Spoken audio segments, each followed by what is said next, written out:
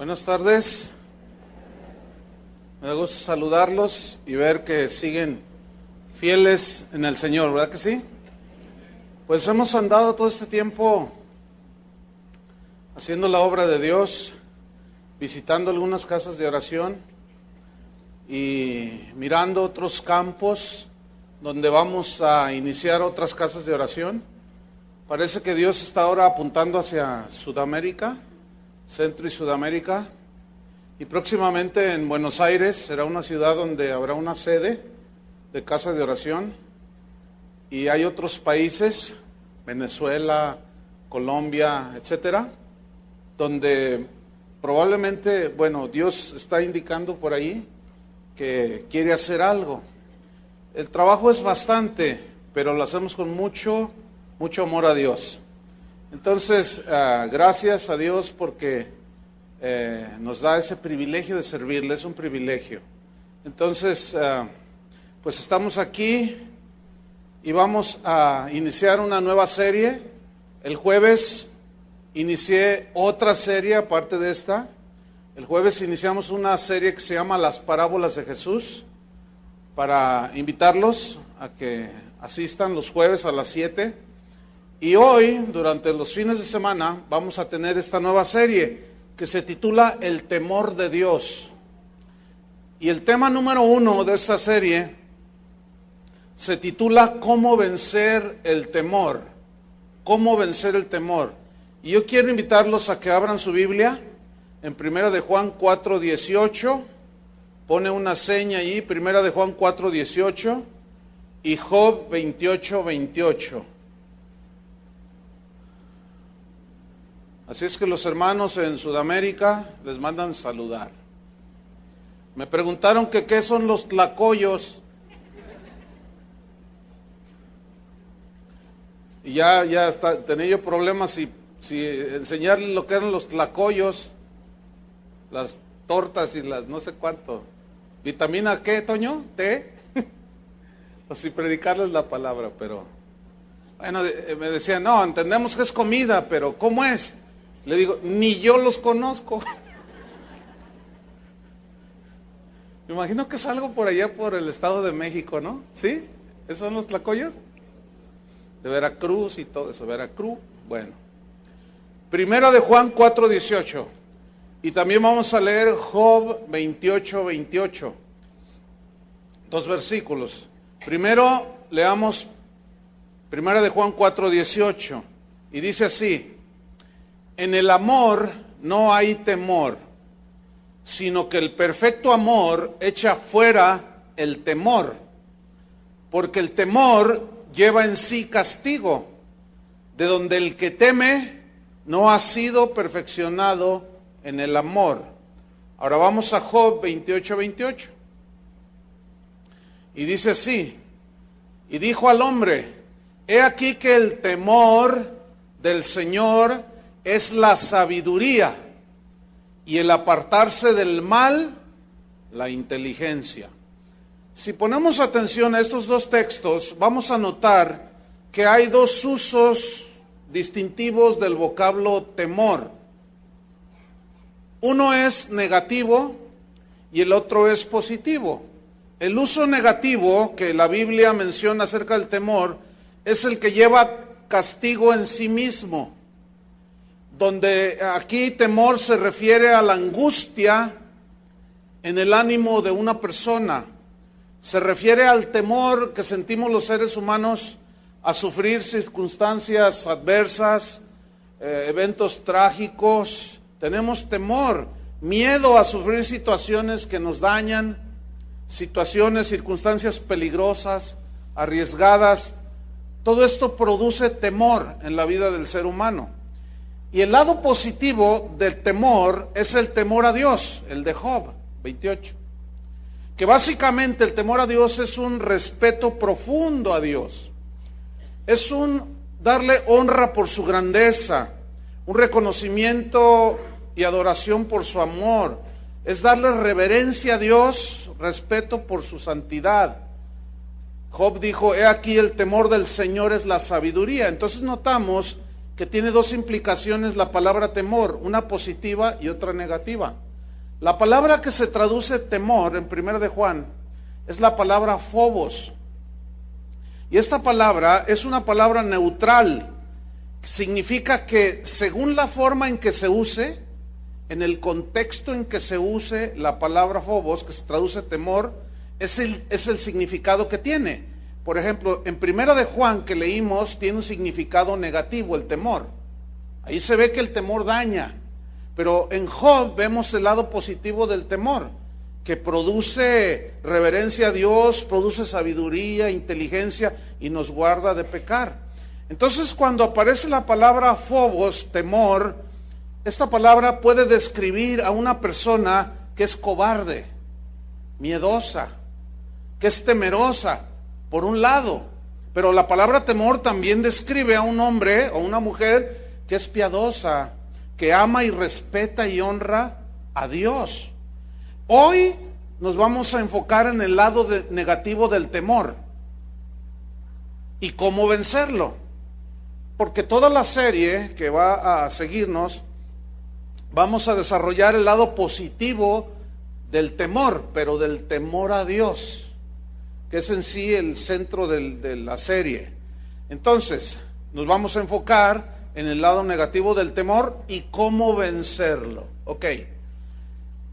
Sin temor a equivocarme, creo que todas las personas, todos, de alguna o de otra manera hemos sido afectados por el temor negativo, ¿sí o no? ¿Han sentido alguna vez algún temor?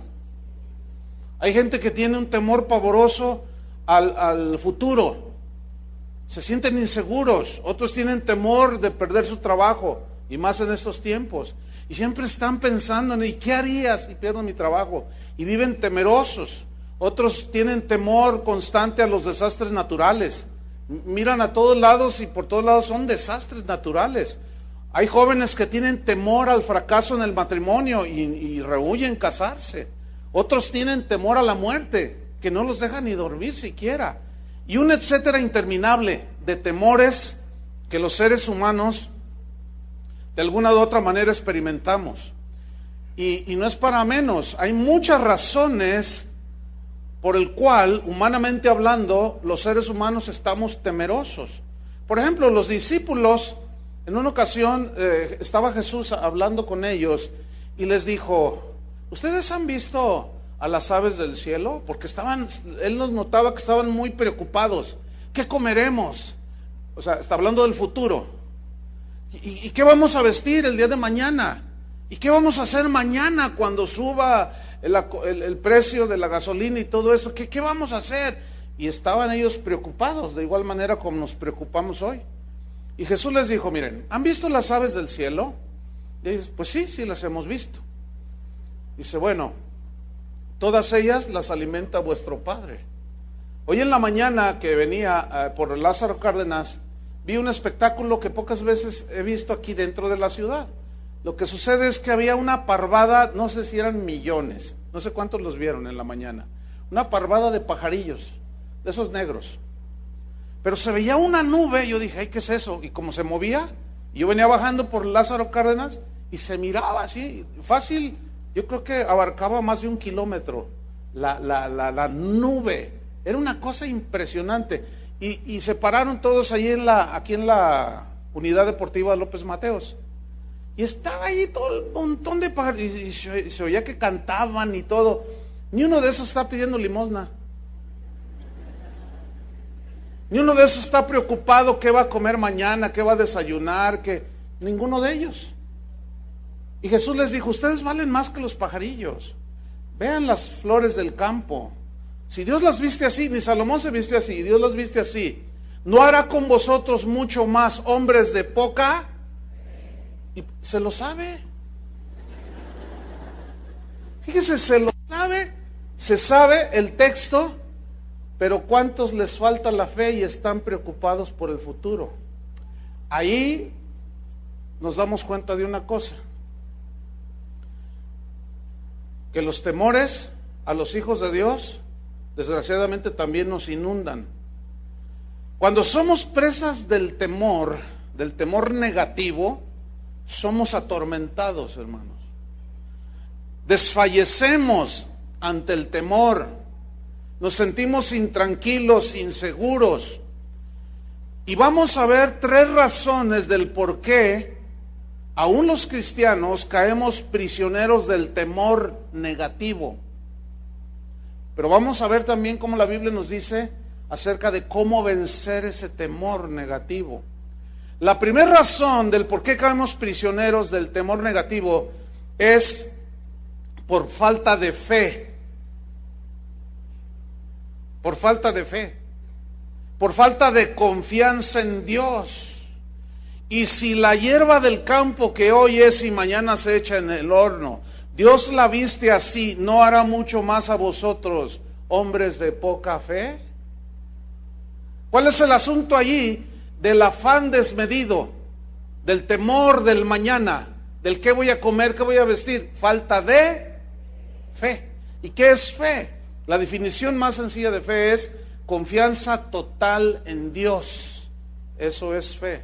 Quiero que note qué palabra tan pequeñita, solo 2 letras, fe, pero encierra todo, porque sin fe es imposible agradar a Dios, y por fe somos salvos. Fíjate, fe en el sacrificio de Cristo nos salva. Esto de la fe es impresionante, una palabrita tan pequeña. Y dice, ¿no hará mucho más con vosotros, hombres de poca fe? Entonces, poca fe, o fe casi nula, o falta de confianza en Dios, produce que nosotros caigamos prisioneros de muchos temores. En Hebreos 10:35 al 36 dice, no perdáis pues vuestra confianza o fe, que tiene grande recompensa, porque os es necesaria la paciencia, para que habiendo hecho la voluntad de Dios, obtengáis la promesa. Fíjate cómo dice, no perdáis vuestra confianza, vuestra fe en Dios. Otra razón es que el temor negativo es consecuencia o viene como consecuencia de la desobediencia a Dios, de la desobediencia a la palabra de Dios. Y otro es la rebeldía hacia Dios. Deuteronomio 28, vaya abriendo su Biblia. No lo vamos a leer todo el capítulo, son bastantes versículos. Pero Deuteronomio 28, usted lo va a hacer una tarea. ¿Le dejo una tarea? ¿Sí? ¿La va a hacer? Para que vea lo que sienten sus hijos. Ok, hoy en la tarde o antes de dormirse, usted va a leer Deuteronomio capítulo 28. ¿Sí? No lo podemos leer todo, es bastante. Tiene casi 70 versículos. Ok. Los primeros 14 versículos que usted lea le van a gustar. Usted se va a sentir súper bendecido. Porque ahí dice, multiplicaré tu canasta de amasar, te bendeciré, te pondré por cabeza y no por cola, te multiplicaré, te daré bienes, serás bendito el fruto de tu vientre. Y usted dice, ay, qué bonito, qué bonito, qué bonito. El problema con esos 14 versículos que a todos nos gustan es que el versículo 1 casi nadie le pone atención, porque el requisito para recibir esas bendiciones es obediencia. Digan todos obediencia. Ese es el requisito. Todo el mundo quiere las bendiciones de Dios, pero pocos están dispuestos a obedecer a Dios, ¿verdad? Pero del versículo 15 hasta el 60 y pico, habla de las consecuencias de la desobediencia. Y yo quiero que ponga mucha atención a los versículos que vamos a leer de Deuteronomio 28, que son el 65, 66 y 67. ¿Por qué le digo que ponga mucha atención? Le voy a explicar por qué antes de leerlo. Porque es muy probable que al estar leyendo estos versículos, Dios le vaya a responder a usted el por qué está usted viviendo una vida de constante temor. Puede ser que en la explicación anterior de la falta de fe, algunos estén en esa situación y por eso están llenos de temor. Pero otros puede ser por causa de rebeldía y por causa de desobediencia a la palabra de Dios. Deuteronomio 28:65 está hablando de las consecuencias de la desobediencia. Y estas, fíjense lo que producen, versículo 65. Y ni aún entre estas naciones descansarás, ni la planta de tu pie tendrá reposo, porque allí te dará Jehová corazón, ¿qué? Temeroso. ¿Y por qué Dios te va a dar corazón temeroso? Porque desobedecemos la palabra de Dios. Cuando un cristiano entra en desobediencia, su corazón empieza a sentirse inseguro. Y empiezan a llegar un montón de temores por todos lados, por desobediencia. Dice, corazón temeroso y desfallecimiento de ojos. Significa que aunque quieras dormir, no vas a poder. Qué triste situación. Y tristeza de alma.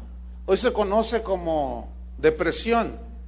Imagínate, tristeza de alma, que te levantas y no quieres ir a trabajar, no quieres ir a la escuela, no quieres mucho menos orar, leer la Biblia, olvídate. Estás todo temeroso, triste, desfalleciente. ¿Por qué? Tal vez Dios te esté diciendo por qué. Versículo 66.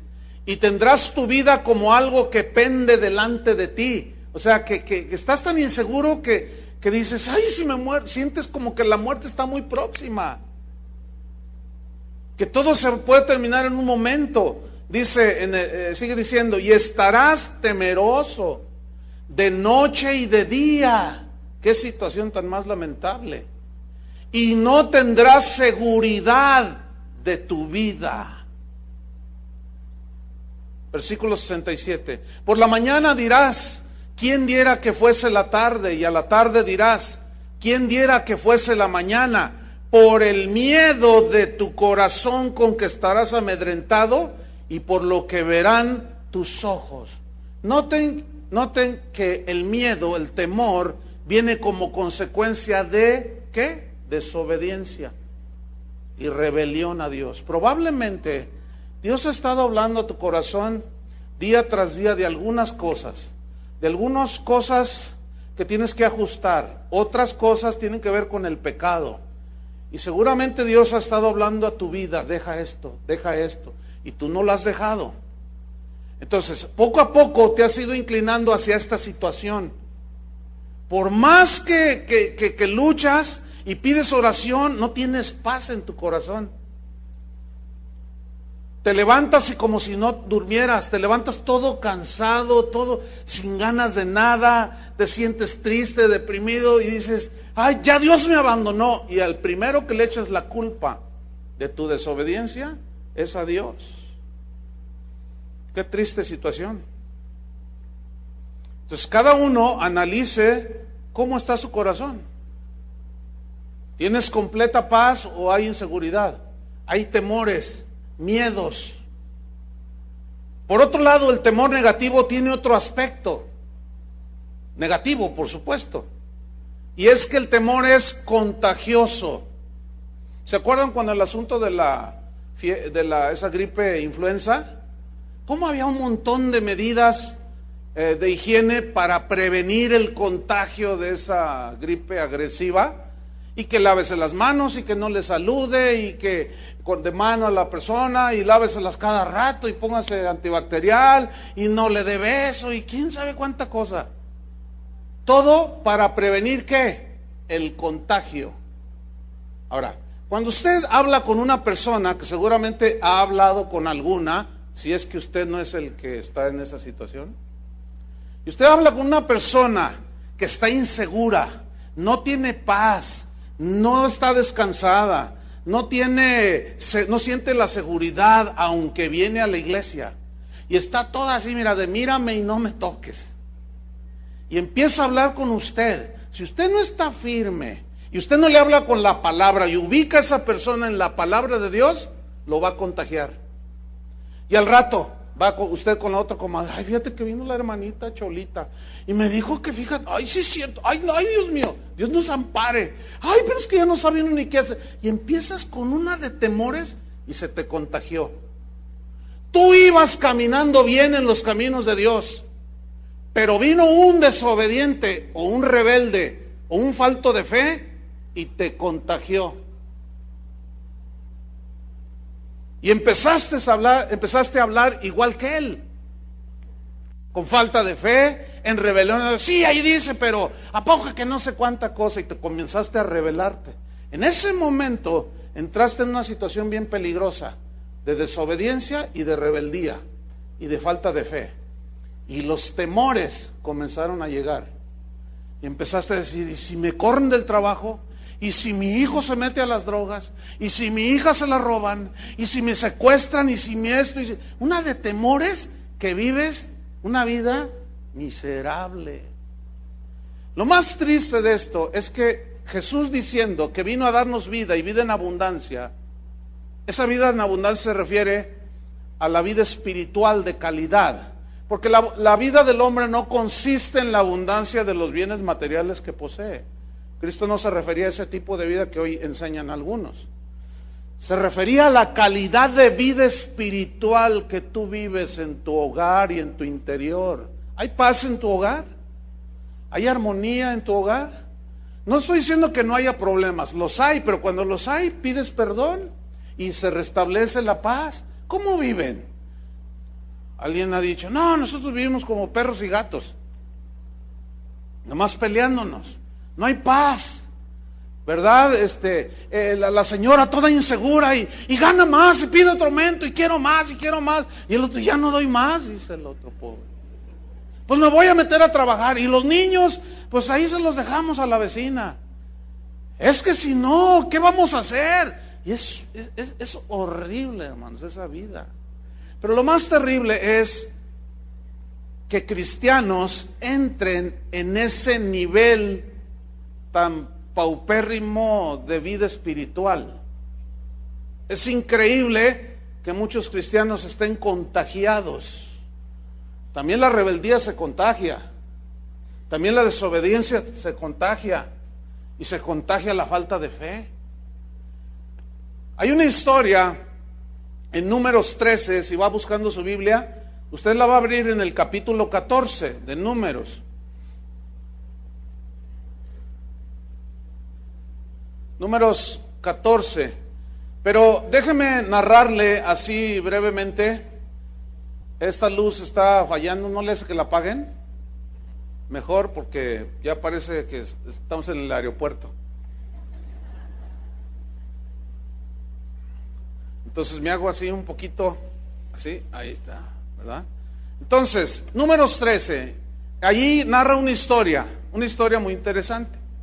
Resulta que Dios le dice a Moisés que les va a entregar la tierra. ¿Ha oído eso de la tierra prometida? Y Dios le dijo, mira Moisés, es una tierra como ninguna. En esa tierra hay mucha agua, hay mucho fruto, hay mucha comida. Es una tierra que fluye leche y miel. Es una expresión hablando de que hay de todo, ¿sí? Hay alimento, hay dulzura, hay descanso. Una tierra en la que todos quisiéramos vivir, ¿no es cierto? Bueno, y los tabasqueños dicen, pues vente a vivir acá, dicen. Pero ahorita están un poco inundaditos. Pero Dios le dice a Moisés, ok, te voy a entregar esa tierra, pero ustedes tienen que poseerla. Ustedes tienen que avanzar y conquistar esa tierra. Es como las promesas de Dios, ahí están. Pero si tú no das el paso de obediencia, no va a pasar nada. Cuando ellos iban a pasar el río Jordán, los levitas llevaban el arca del pacto en los hombros. Y ellos tenían que dar el primer paso para que las aguas se detuvieran. Mientras ellos no daban el paso, así como Moisés, mientras no extendió la vara, el mar rojo no se dividió. Eso habla de un acto de fe. Pueden imaginarse Moisés yendo con Dios. Señor, están los egipcios allá y está el mar acá. Y Dios le responde, no me hables a mí, no me digas nada. ve, párate enfrente del mar y extiende la vara. Ahora, hagan algo de imaginación. Moisés dice, ¿la vara? Bueno, así no dice, así no dice la Biblia, pero imagínenselo, diciéndole a Dios, que le haga así y se extiende y se abre. Sí, eso es lo que te estoy diciendo. Pero Señor, es que eso va en contra de mi razón. Moisés no discutió con Dios, y ese es el problema con nosotros. La Biblia dice, la mujer sométase al marido, y ahí están las señoras, ¿pero por qué? ¿Pero por qué? Y por eso hay tantas broncas en tu familia. Pues el hogar está de cabeza. Entonces Moisés, ¿qué hizo Moisés? Va y se para enfrente del Mar Rojo, extiende la vara. Mientras no la extendió, mientras que los levitas no dieron el paso de obediencia en fe, no pasó nada. Y así están muchos de ustedes, saben muchos versículos de la Biblia, saben muchas cosas de Dios, pero no obedecen, no tienen plena confianza en Dios, no dan el paso de obediencia y no sucede nada. Por eso están estancados algunos. Entonces, finalmente Moisés escoge a 12 y los envía. Reconocen la tierra. Dice la Biblia en el capítulo 13 que trajeron una prueba de los frutos que había ahí en la tierra. Dice que trajeron unos racimos de uvas. Eran tan grandes que tuvieron que ponerlos en garrotes, en palos, y los trajeron así en el hombro. Entonces dieron el reporte y dijeron, es una tierra maravillosa, fluye leche y miel, hay mucha agua, hay muchas cosas preciosas, la tierra está maravillosa, pero había unos gigantes. Y esos gigantes nos miraban y nosotros nos sentíamos como langostas. Y dijimos, no, esta tierra estará muy exquisita, pero nos van a hacer polvo. Y empezaron a dar el reporte a Moisés y el pueblo escuchando, Entonces Josué y Caleb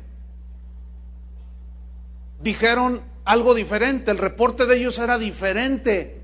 Ellos dijeron, sí, es cierto que hay gigantes, pero Dios está con nosotros, nos entregó la tierra, Dios está con nosotros y nosotros podemos más que ellos.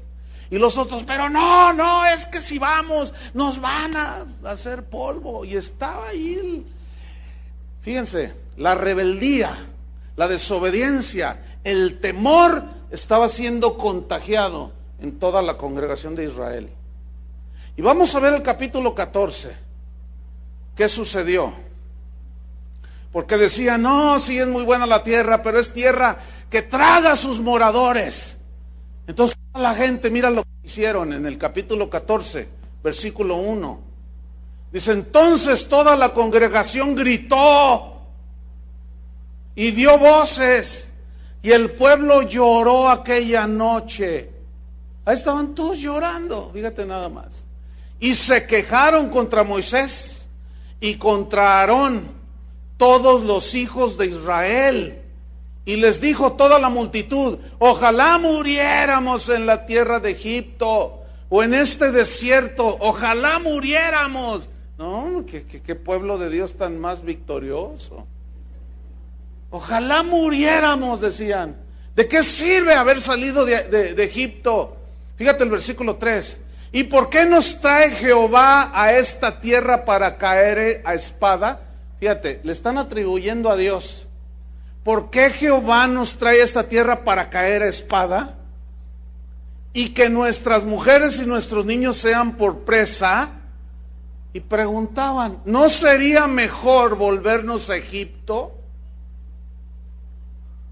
A mí me preocupa mucho cuando escucho cristianos que dicen, pastor, no sé qué me pasa, estoy desconcertado, porque antes de que yo me hiciera cristiano, yo estaba mejor, dicen. Pues regrésate. Si estabas mejor, ¿qué estás haciendo acá? Lo que pasa es que ellos, cuando dicen yo estaba mejor, ellos enfatizan y se refieren a que tenían más dinero y más bienes materiales. ¿Esos están mejor? Pregúntenle al narcotraficante que acaban de agarrar, a la Barbie. Ese tenía todo el dinero del mundo. ¿Estaba mejor que nosotros?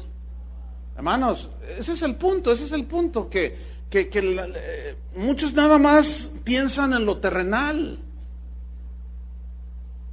y no piensan en las cosas que realmente tienen validez, que es lo espiritual.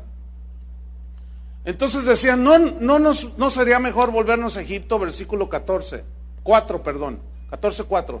Y decían el uno al otro, designemos un capitán. Mira, si para eso sí que eran bien ordenados. Vamos a designar un capitán y volvámonos a Egipto. Entonces Moisés y Aarón se postraron sobre sus rostros delante de toda la multitud de la congregación de los hijos de Israel. Versículo 6.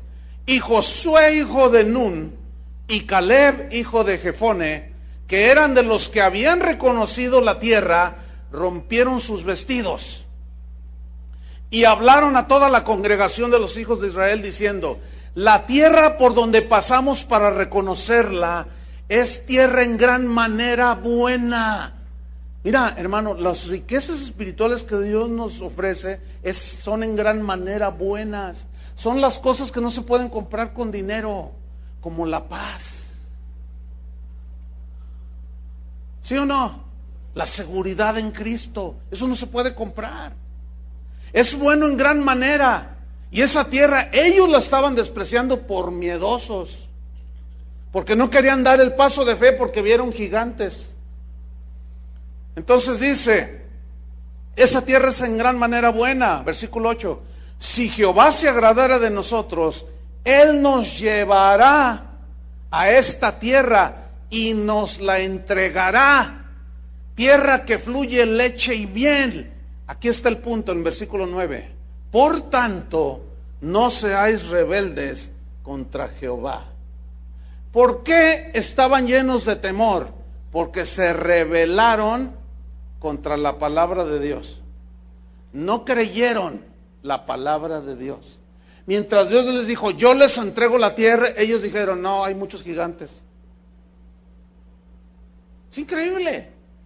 Sigo leyendo. No seáis rebeldes contra Jehová, ni temáis al pueblo de esa tierra, porque nosotros los comeremos como pan. Su amparo se ha apartado de ellos y con nosotros está Jehová. No los temáis.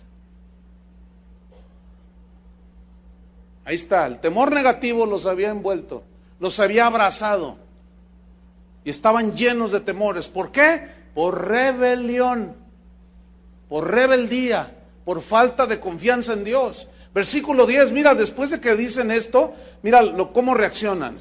Entonces toda la multitud habló de apedrearlos. No, de verdad que esa gente, uno lo lee así, pero luego ve a los cristianos de hoy y dice, no hay mucha diferencia.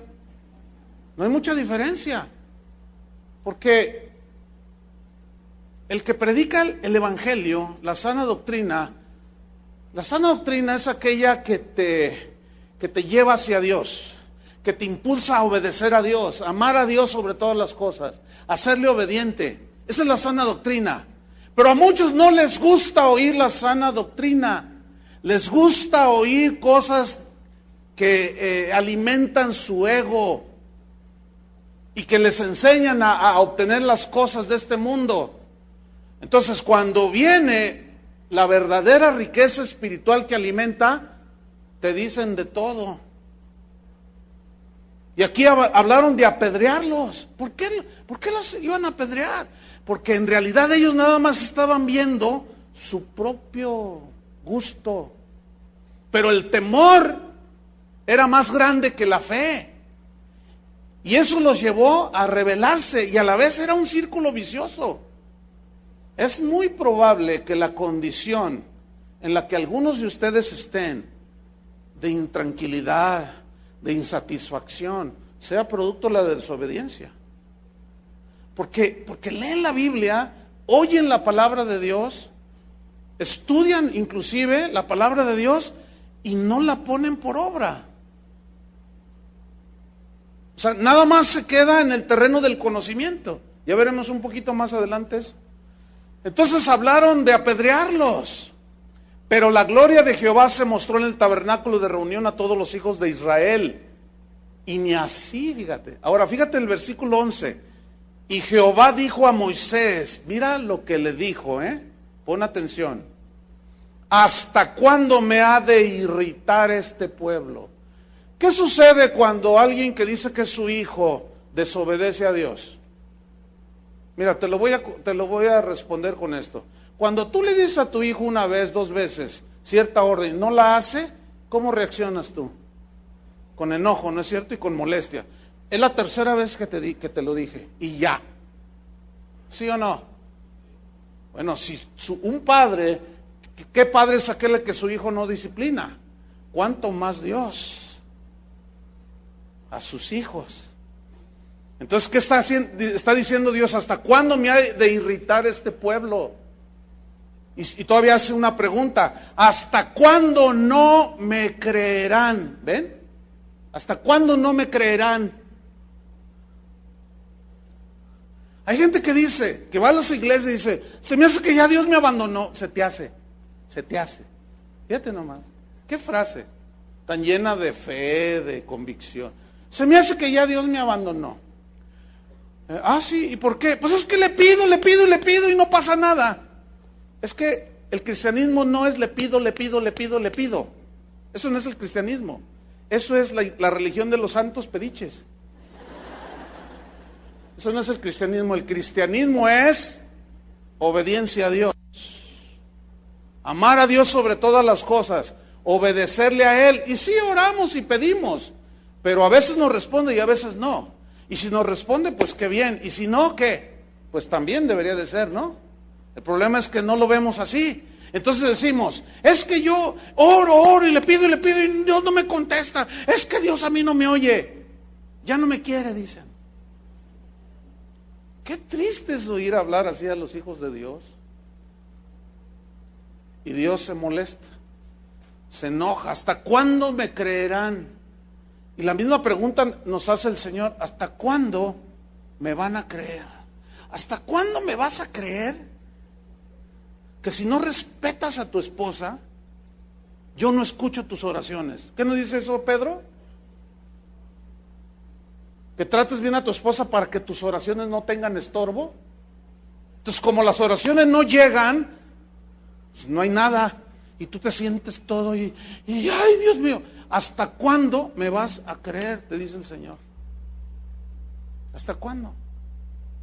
¿Hasta cuándo me vas a creer que dejes de estar coqueteando con el pecado? ¿Hasta cuándo me vas a entender? ¿Hasta cuándo me vas a creer?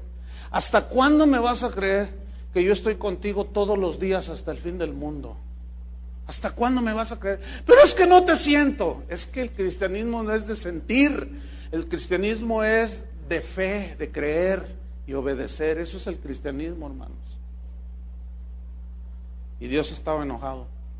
Pero fíjate lo que dice al final. Con todas las señales que he hecho en medio de ellos. O sea, esto me prueba una vez más lo que yo les enseño constantemente, enfatizándole. ¿Por qué enfatizo esto? Que los milagros no convierten a nadie. Tampoco los milagros cambian a nadie. Tampoco los milagros producen fe en nadie. Lo que produce fe, lo que salva, lo que transforma, es la palabra de Dios, ¿sí o no? Aquí ellos habían pasado el Mar Rojo. ¿Alguno de ustedes ha pasado Chapala por tierra seca? O los baches aquí de Guadalajara, que están llenos de agua. A ver, den el paso de fe y que sea. ¿Alguna vez han pasado Chapala así como por tierra seca? No, fueron unos cuantos que experimentaron un milagro maravilloso. Y luego están enfrente de la tierra y tienen miedo. Ya Dios nos dejó. Mejor nos vamos a Egipto. ¿Qué hombres de poca fe? Y luego, déjame decirle así entre paréntesis, al final de la reunión, espero entiendan lo que voy a decir. No vengan conmigo para que ore por ustedes. No voy a orar por ustedes. No, es que no es de oración aquí. ¿Entiende? ¿De qué se trata? ¿De qué es aquí? De obediencia. y de fe. Yo no puedo tener fe por usted ni ser obediente por usted. Entonces, en este caso, no vengan a que ore por ustedes, porque no lo voy a hacer. Es como tu hijo te desobedece una vez, 2 veces, 3 veces, luego va contigo. Bueno, ora por mí, no, ¿cuál ora por mí? Hágalo. Es lo mismo. Y Dios igual. ¿Sí? En el Antiguo Testamento se ve que muchos oraban y nada. Hasta el Señor decía: quita de mí esto, quita delante de mí esto y obedéceme. Eso era todo. Y por eso están muchos llenos de temor. Y aquí estaban todos contagiados. Bueno, déjeme decirle que esa generación que dudó y estaba llena de temor, no entraron a la tierra prometida. O sea, al disfrute de la tierra de las bendiciones que Dios había tenido para ellos. Usted puede ser salvo, pero vivir aquí en la tierra una vida mediocre, pero en grado superlativo, O sea, porque la salvación es por fe, ¿sí? Y la salvación es un acto de usted se arrepiente y por gracia, por medio de la fe somos salvos. Pero ya cómo está viviendo o cómo va a vivir su vida cristiana, ese es otro asunto. ¿Me estoy explicando? O sea, ¿cómo vive usted su vida cristiana? Ese es el punto. ¿Usted tiene paciencia para heredar las promesas? ¿Usted está siendo obediente para ser transformado a la imagen de Jesús? ¿O lo llena el orgullo, la vanidad, el deseo de reconocimiento y tantas cosas que son de la carne? Es obvio que cada quien entonces escoge el estilo de vida que vive. O sea, como usted vive, ahorita ya vamos a suponer que todos son cristianos. Como usted vive, es lo que usted decidió. Así como usted vive, es como usted decidió vivir. Otro día hablaba con una persona, ahora que andaba ya en otro país, y pues yo lo conozco de años a un joven, y yo sabía que este joven tenía problemas con su hermano en la carnal. Entonces lo vi, tenía ya rato que no lo miraba, y yo le pregunté, le dije: oye, ¿cómo está tu relación con tu hermano? A ese ni me lo nombres, dice. A ese no lo voy a perdonar nunca. Entonces yo le dije: ¿estás seguro de eso? Claro, es que lo que mi hermano hizo no es merecedor de que nadie lo perdone y no lo voy a perdonar nunca. Le digo: ¿y vas a la iglesia? Bueno, sí, ya me estoy congregando en una iglesia muy, muy buena. ¿Y? Le digo: no, mira, la Biblia dice que el que dice que ama a Dios y aborrece a su hermano es mentiroso. O sea, a ver, explíqueme, ¿cómo se puede concebir a un cristiano así, con amargura? ¿Se puede? Ok, pregúnteme cómo vive. En 3 días que estuve por ahí me di cuenta cómo vive. Pregúnteme cómo vive ese cristiano. Una vida miserable, con un nivel espiritual de este tamañito, mire, de pigmeo espiritual, así. Es obvio que está tapado en muchas áreas de la vida espiritual, no las entiende. Es obvio. Y luego: oye, Pastor Chuy, ora por mí para que Dios me bendiga. No. Yo no voy a orar por ti. Le dije: no. ¿Cómo que ore por mí para que Dios me bendiga? Le dije: lo que tienes que hacer es arreglar tu vida y obedecer a Dios. Y primero arreglarte con tu hermano. Y me vuelve a decir: ese jamás lo voy a perdonar. Bueno, ok.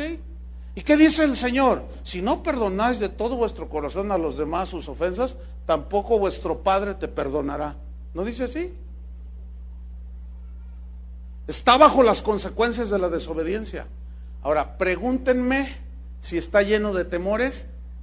En una hora que platiqué con él, está lleno de temores: que le roben el auto, que le secuestren a su hijo, que le roben a la esposa, que lo corran del trabajo. En una hora me di cuenta.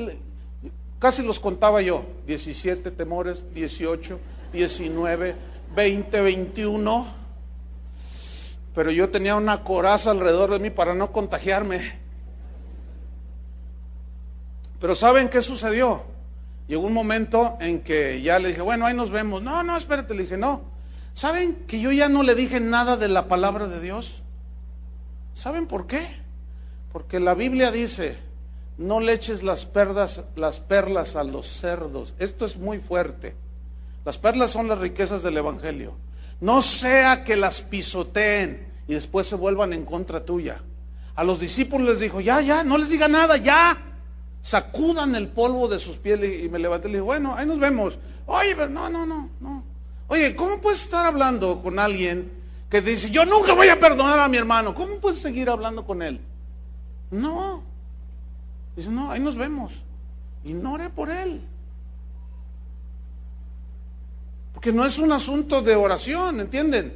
Es un asunto de que él está amargado contra su hermano, otros contra su papá, otros contra su mamá. Entonces cada uno vive la vida que escogió vivir.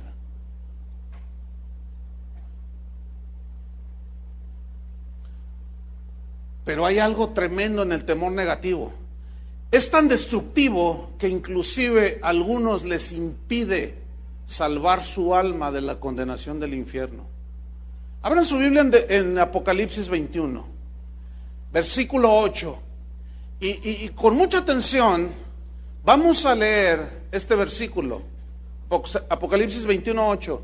Y yo quiero hacerles notar a todos ustedes que hay una lista ahí de personas que menciona la Biblia de que se van a ir al infierno, que Dios los va a condenar al infierno. Y yo quiero que pongan atención quiénes son los que encabezan la lista. ¿Están listos? Ok, Apocalipsis 21:8. ¿Quién encabeza la lista? Ahí va. Pero los cobardes e incrédulos. ¿Qué es un cobarde? Miedoso.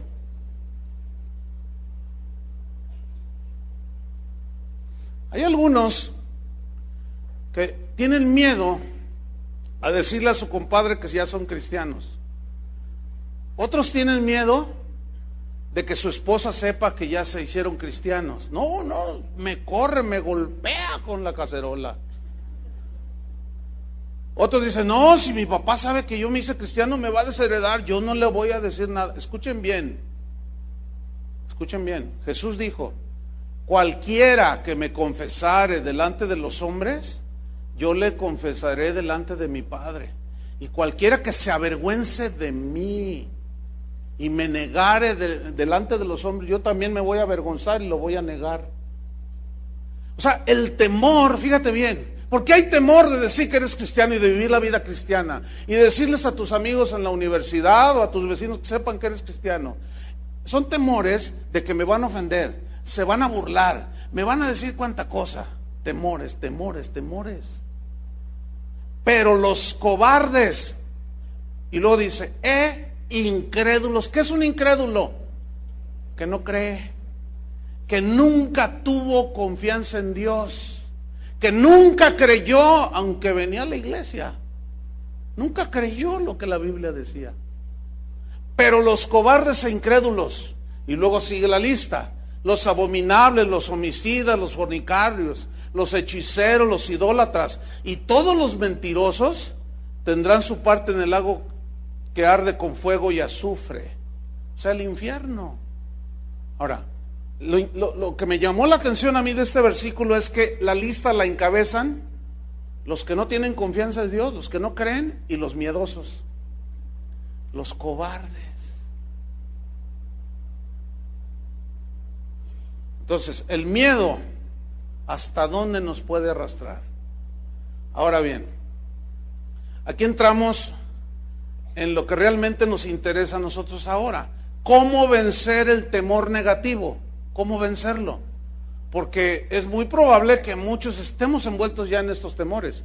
Y la pregunta es, ¿cómo vencer todo esto? ¿Cómo vencer ese desasosiego que siento, esa intranquilidad, esa inseguridad, ese temor de qué voy a hacer mañana? El país está en quiebra y el negocio a lo mejor lo cierran, la empresa, voy a perder mi trabajo. ¿Qué voy? Uy, hermanos.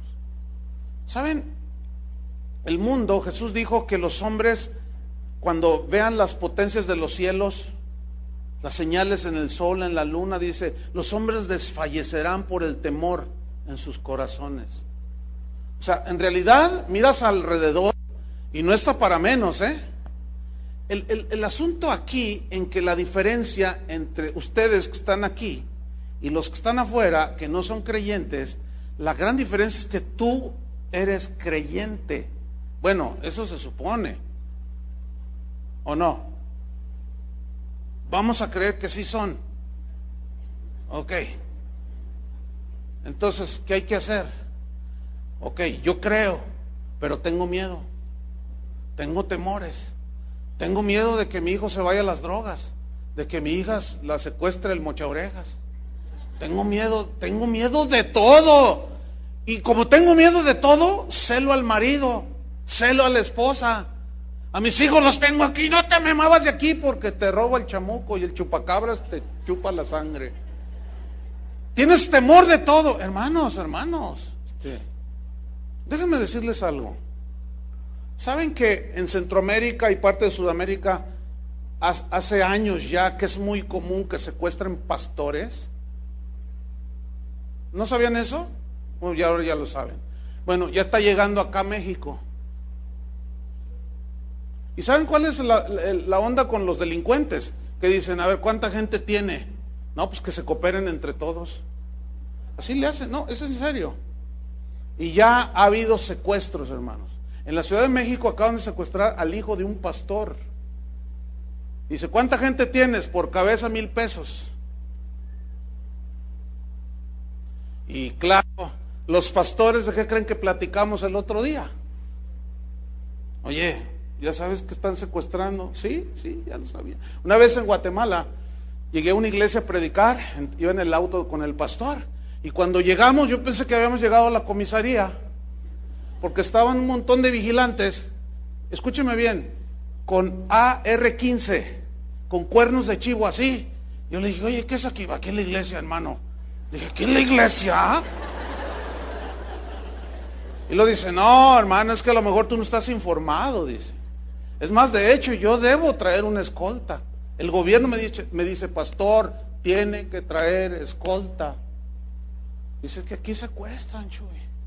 Han secuestrado un montón y le estoy hablando de 1995, 96. Bueno, pues ya llegó a México. ¿Cuántos son pastores aquí? Ok. ¿Qué voy a hacer? ¿Qué voy a hacer? Ahí nos vemos, Me voy a ir de aquí.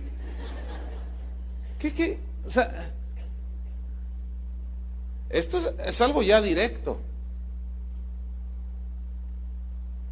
Y luego los gobiernos haciendo leyes que dicen, no, válgame Dios. ¿Qué cuando obliguen a que una pareja de homosexuales vengan a querer casarlos y yo les diga no? Me van a echar a los derechos humanos. Y me van a llamar allá y me van a estar multando. Y entonces, ¿qué? ¿Voy a tener miedo a decir no? Bueno, pues ahí se cooperan, Y se cooperan. ¿Cómo vencer el temor? Porque a fin de cuentas, cuando vivieron los apóstoles, el mismo Jesús, ¿cómo estaba el mundo, hermanos? No era diferente. Y en ese sentido era peor, porque en aquel entonces los mataban. Pero vamos a ver cómo vencer el temor negativo. Abran su Biblia en 1 de Juan 4:15. 1 de Juan 4:15. Aquí está cómo. Aquí está. Dice 1 de Juan 4:15. Todo aquel que confiese que Jesús es el Hijo de Dios, Dios permanece en él y él en Dios. Mira, todo aquel que confiese que Jesús es el Hijo de Dios. Aquí la palabra importante que vamos a estudiar es la palabra confesar. Si tú sales a la calle, te pones a la entrada de un antro, de una disco y le preguntas a la gente, ¿usted cree en Dios? Y dice, claro, claro, claro. En la mañana que salgo, que vengo acá a la oficina o llevo a mis hijos a la escuela, yo voy en mi auto y veo mucha gente que sale de sus casas y todos hacen cosas así, ¿no? Como esta. Y todos, y traen rosarios colgados. Todo el mundo cree. ¿Verdad? Ay, no sé qué, y me encomiendo a no sé quién. Ok. Tú pregúntale a cualquiera aquí en México, porque según eso, más del 90% es creyente. Bueno, todos te van a decir que sí creen. El problema con esta palabra confesar es que nuestro idioma lo entendemos así como, bueno, yo creo, sí, yo creo, todo el mundo cree. Pero aquí confesar viene de un término griego que significa afirmación rotunda de confianza total en Dios. Eso es confesar.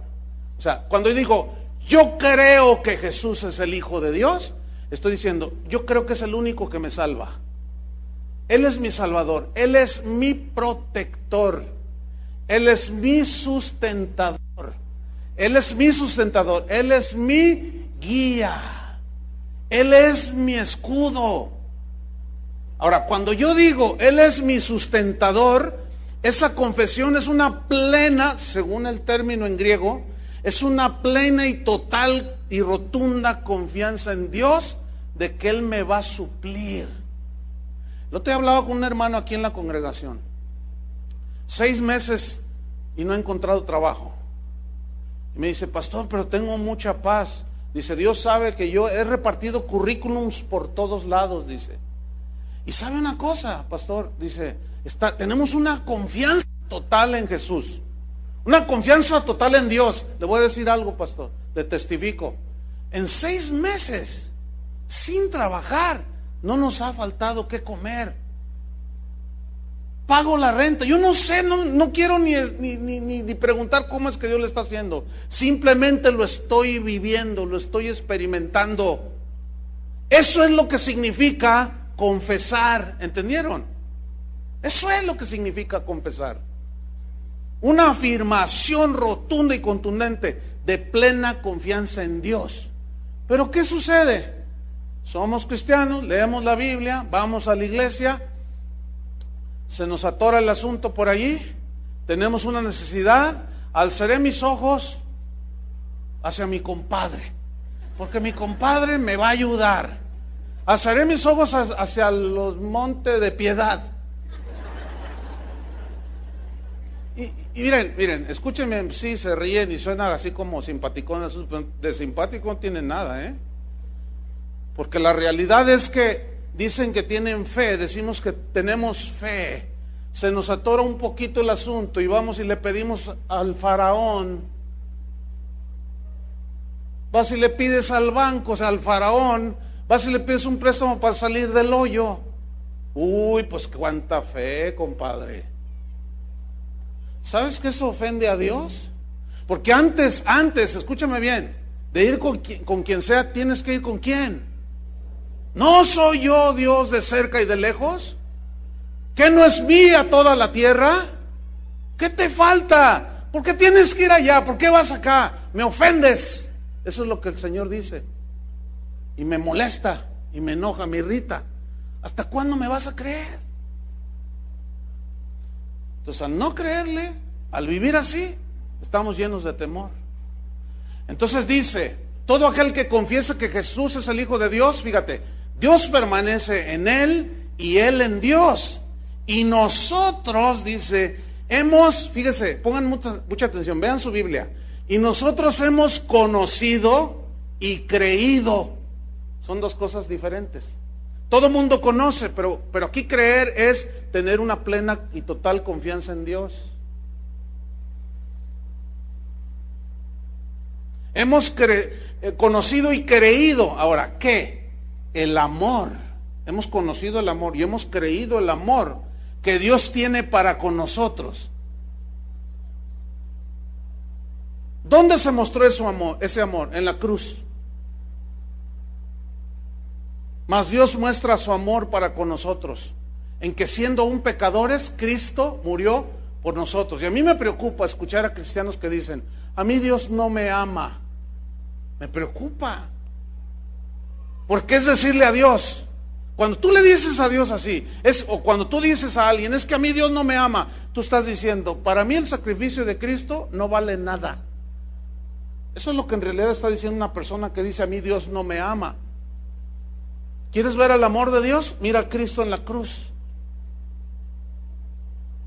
Entonces, cuando alguien viene a una iglesia cristiana y dice, es que a mí Dios no me habla, a mí Dios no me oye, a mí Dios no me... Algo anda mal allí. Algo anda muy mal. Fíjate la frase que viene a continuación en el versículo 16. Es hermosísima esta frase. Dice, Dios es, ¿qué? Amor. ¿Qué frase, no? Dios es, ¿qué? Amor. Y luego dice, y el que permanece en amor o en Dios, en el amor de Dios, permanece en Dios y Dios en él. Yo quiero que ustedes noten que en este versículo 15 y 16 menciona varias veces la palabra permanecer. Permanece, permanece, permanece. Y ¿por qué tanto énfasis en permanecer? Para nosotros escuchamos permanecer y decir, bueno, pues permanecer, estar allí. Pero en el griego viene de un término meno, que significa vivir, significa morar, significa permanecer, estar allí permanentemente, sin moverse. ¿Sabes qué es lo que hace que tú permanezcas sin moverte, permaneces inamovible en Cristo? ¿Sabes qué es lo que hace? La fe. ¿Cómo viene la fe? Por el oír. ¿El oír qué? La palabra de Dios. Ahora, Jesús dijo en Mateo 7, dijo, todo aquel que oye la palabra de Dios y la hace, la hace. Hemos creído, hemos conocido y creído. O sea, al hacerla, al obedecerla, estás demostrándole a Dios que le crees, que lo que Él dice es verdad. Entonces, el que oye mi palabra y la hace, le voy a comparar a un hombre prudente, sabio, que edificó su casa, ¿sobre qué? Sobre la roca. Escuchen bien. Y vinieron los ríos, como el del río Santa Catarina en Monterrey. Habían de ver, yo fui después del asunto que sucedió, es una devastación total, impresionante, y vi las imágenes en la televisión. Muchas puentes se cayeron, pero fíjate, hubo una edificación, hasta se veían en las fotografías, hubo una edificación de una casa que tenía unos cimientos bien sólidos, y estaba en pie esa casa. Estaba socavado, pero estaba en pie esa casa. Todo era cuestión de fundamentos. ¿Cómo fundamentamos en nuestra vida cristiana? Obedeciendo la palabra de Dios. Porque vienen los ríos, dan con ímpetu contra aquella casa y no cayó. Permaneció firme y sólida. Pero el que oye la palabra de Dios y no la hace, ¿por qué no la hace? Por rebeldía, por falta de fe, por obstinación, por desobediencia. Oye y no hace, no cree que lo que está diciendo Dios es verdad. Y es un insensato que edificó su casa sobre la arena. Y vinieron los vientos, vinieron los ríos y dieron con ímpetu contra aquella casa y se cayó. Y grande fue su ruina. ¿Qué es lo que nos hace permanecer inamovibles? La fe. ¿Entienden? Y fe es total confianza en Dios. Créanle a Dios. No duden de Dios. Sea Dios veraz y todo hombre mentiroso. Dios no es como nosotros. Si Él dice algo en su palabra, es verdadero. Él nunca nos va a echar una mentira. Pero algunos desgraciadamente todavía discuten y ponen en tela de juicio la palabra de Dios. y la escuchan y dicen, no, bueno, sí, pero no, muy exagerado, muy exagerado. No. Yo pienso que quédate con tu pensamiento, te vas a hundir, te vas a llenar de temores. Dios es amor, y el que permanece en amor permanece en Dios y Dios en él. Nada te puede tumbar. Con razón Pablo dijo, ¿qué diremos a esto? Si Dios es por nosotros, ¿quién contra nosotros? ¿Quién nos separará del amor de Dios? Tribulación, angustia, persecución, hambre, desnudez, nada. Antes en estas cosas somos más que vencedores. Versículo 17. En esto se ha perfeccionado el amor en nosotros. O sea, el amor de Dios. En eso se ha perfeccionado, ha crecido. Hemos madurado para que tengamos confianza en el día del juicio. ¿Por qué dice que tengamos confianza en el día del juicio? La respuesta está en los versículos, en las palabras que siguen. Porque como Él es, así somos nosotros en este mundo. Jesús es puro y santo. Cuando una persona se arrepiente y lava sus pecados en la sangre de Cristo, ¿cómo nos ve? Santos. ¿Sí o no? Eso dice la Biblia. Entonces, así como Él es, nosotros somos en este mundo. ¿Cómo nos ve Dios? ¿Cómo estamos? ¿Cómo somos? Santos, limpios. Ya nuestros pecados fueron lavados en la sangre de Cristo. Un día vendrá el juicio y no debemos de tener temor a ese juicio final. ¿Por qué? Porque nuestros pecados ya fueron juzgados en la cruz del Calvario. Espero estén entendiendo. Porque de ahí se deriva lo demás. Entonces, miren, para irnos sobre el final, versículo 18. En el amor de Dios, permanecer en Él, no hay temor. No hay temor a la muerte, no hay temor al futuro, no hay temor a los desastres, no hay temor, sino que el perfecto amor de Dios echa, ¿qué echa? Fuera, ¿qué? El temor. ¿Cuál es el punto? Obediencia. Fe, obediencia. Eso te sustenta. Sino que el perfecto amor, o sea, que tú ya sabes que Dios te amó y si nos dio a su Hijo, nos da también todas las cosas. Entonces, cuando nosotros creemos lo que Él nos dice en su palabra, nosotros estamos creyendo que nos lo dice por amor. Y si yo obedezco, permanezco en su amor. Y ese amor a Dios y a su palabra es lo que echa afuera, ¿qué? El temor. Espero estén entendiendo. No vamos a poder avanzar en la serie El temor de Dios si primero no tratamos este punto. Porque ¿cómo vamos a implantar el temor de Dios en los cristianos, el lado positivo del temor, si están llenos de temores? Primero hay que estar libres de temor. Y ahí está ya. Permanecer en Dios, obedecer a Dios, tener confianza plena en Él.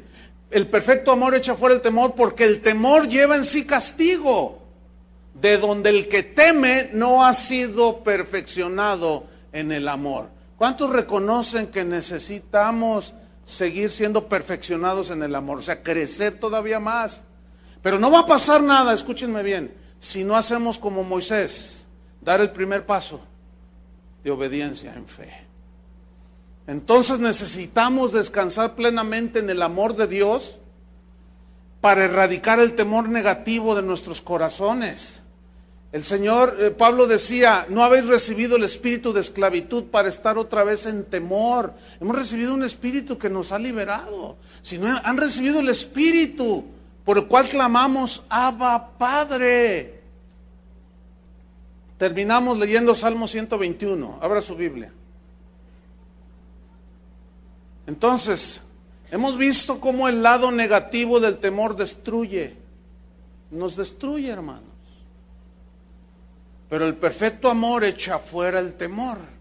Y vamos a ver el Salmo 121 para que veamos cómo la fe en la promesa de Dios, en la palabra de Dios, ahuyentan el temor negativo.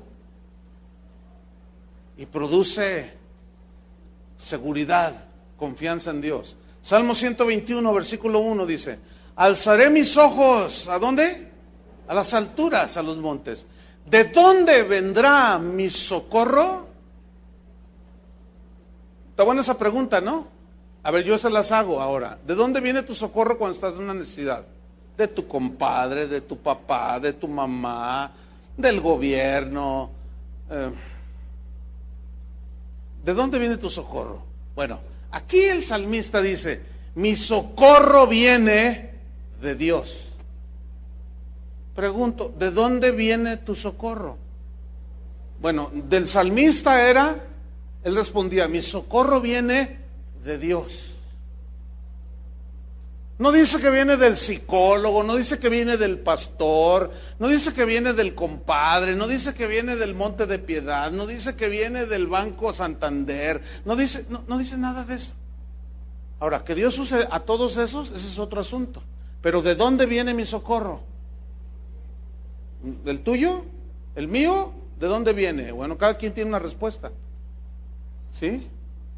¿En quién te estás refugiando para esperar el socorro? Bueno, mi socorro viene de Jehová, que hizo los cielos y la tierra. Mira el versículo 3, habla de protección. No dará tu pie al resbaladero, ni se dormirá el que te guarda. Aunque algunos de ustedes están bien dormidos ahorita. Él no duerme. Fíjate qué maravilla, ¿eh?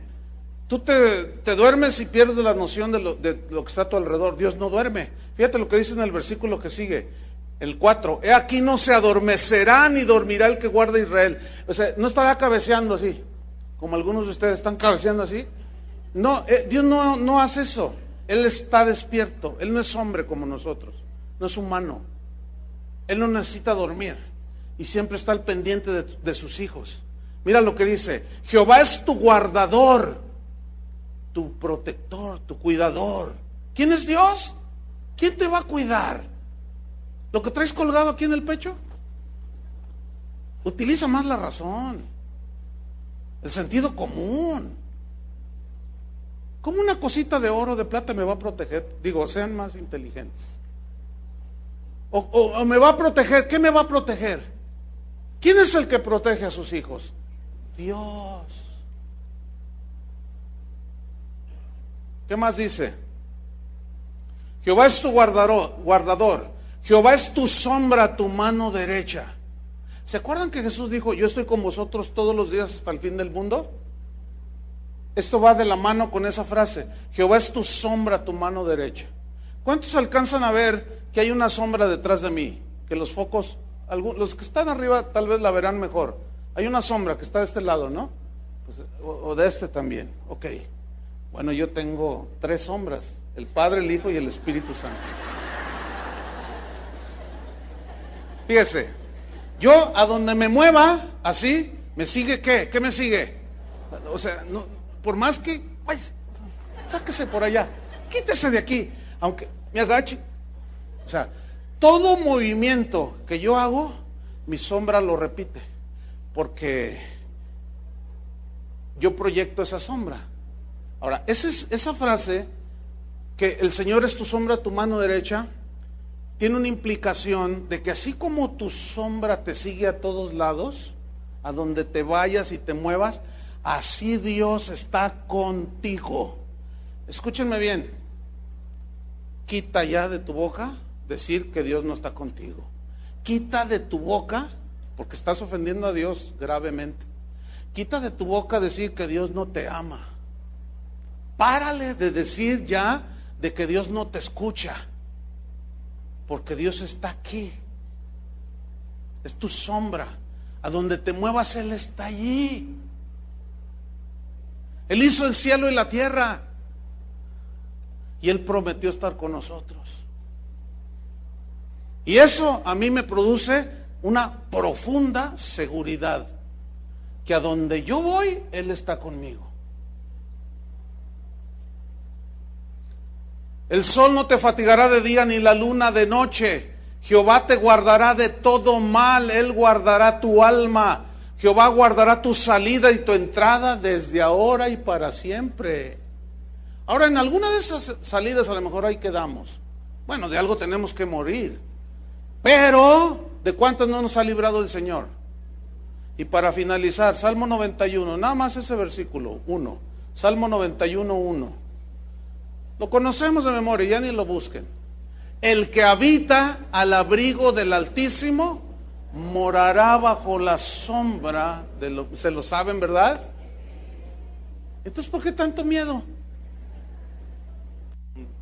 Entonces allí hay una descompensación, conocimiento, pero no lo creen. Porque ahí dice que el que habita al abrigo del Altísimo morará bajo la sombra del Omnipotente. En el hebreo, aquí esta frase, el que habita al abrigo, da una idea, el que habita está bajo la cubierta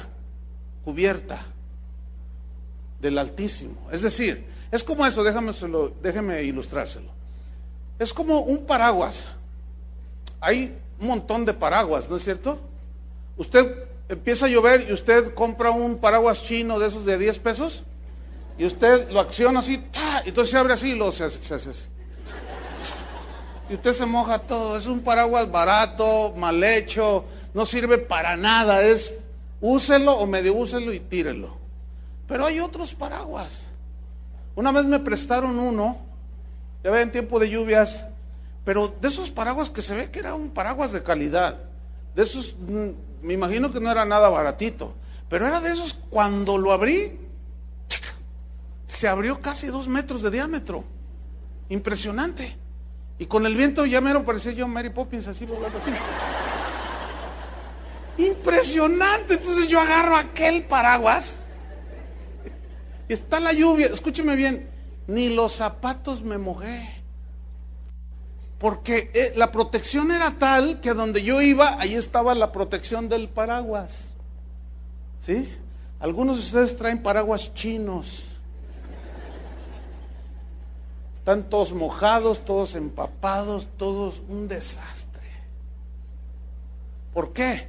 Porque la cubierta, porque no saben habitar, permanecer bajo el abrigo del Altísimo. El que habita el abrigo del Altísimo morará bajo la sombra. Ahora ya esa sombra que te protege. Ahora Él ya es el que produce la sombra y te protege. Morará bajo la sombra del Omnipotente. Y diré yo a Jehová, esperanza mía y castillo mío, mi Dios, en quien confiaré. Oremos. Señor, te damos las gracias por tu palabra. Gracias, Señor, porque tú siempre nos hablas, nos consuelas, pero también nos reprendes, nos enseñas para no cometer los mismos errores. Perdona, Señor, nuestra falta de confianza, nuestra falta de fe. Perdona, Señor, nuestra rebeldía, nuestra obstinación. Y constantemente, Señor, nos salimos de la cubierta de tus alas, del abrigo del Altísimo. Porque cuando desobedecemos, cuando no creemos en ti, desconfiamos de ti, nos salimos de tu protección. Y luego vienen los temores. Perdónanos, Señor. Ayúdanos con tu gracia a permanecer en tu amor. Porque el perfecto amor echa fuera el temor. Saca, Señor, todo temor de nuestro corazón, producto de nuestra falta de fe. Pero tenemos que hacer algo, tenemos que obedecer, dar el paso de fe, el paso de obediencia, obedecer tu palabra, Señor. Porque cuando desobedecemos, entramos en una situación tan lamentable, desfallecimiento de ojos, temores, tristeza de alma, tantas cosas, Señor, inseguridad. Ayúdanos, Señor. Somos tu pueblo, pero te honramos cuando te obedecemos. Te deshonramos cuando dudamos de ti, Señor. Limpia, Señor, nuestras rebeliones, nuestros pecados. Fortalécenos, Señor, y aumentanos la fe.